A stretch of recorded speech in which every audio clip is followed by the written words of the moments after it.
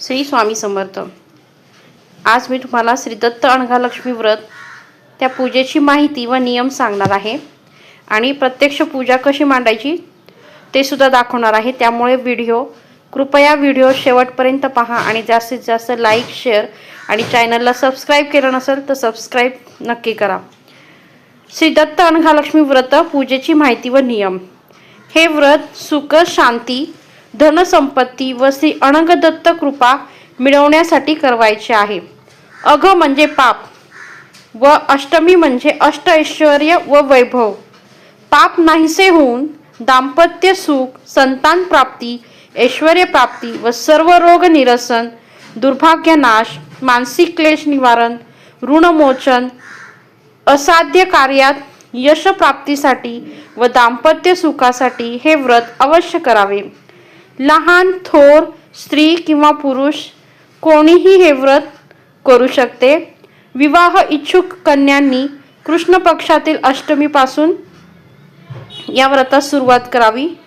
व्रताच्या दिवशी कृष्णाष्टमीस उपवास करावा। केळी, फळे, दूध घ्यावे। संध्याकाळी शिऱ्याचा नैवेद्य करून महाप्रसाद ग्रहण करावा। नवमीस पंचोपचारे उत्तर पूजा करून दहीभात किंवा दूध साखरेचा नैवेद्य दाखवावा।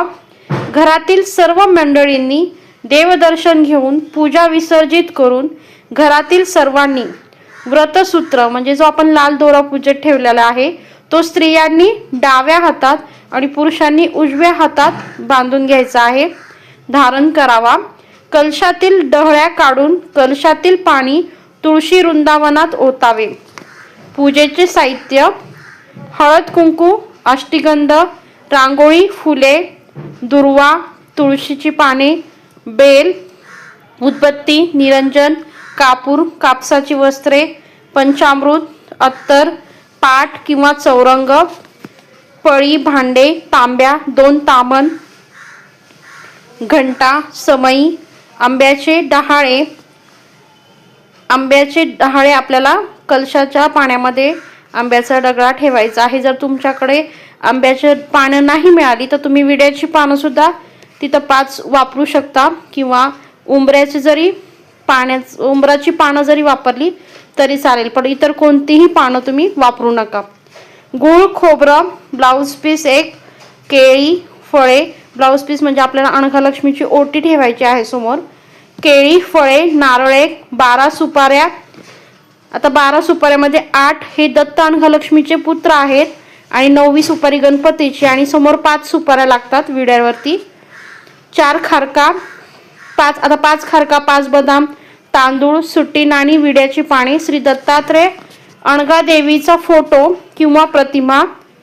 आता इथं तुमच्याकडे फोटो नसेल तर तुम्ही ऑनलाईन प्रिंट काढू शकता श्री दत्त अनघालक्ष्मीचा फोटो, आणि किंवा जर तुमच्याकडे दत्त महाराजांचा फोटो असेल तो जरी ठेवून तुम्ही समोर कलश मांडला तरी चालेल, किंवा दत्तमूर्ती असेल तर दत्तमूर्ती तामनात ठेवायची आहे तरी सुद्धा चालेल।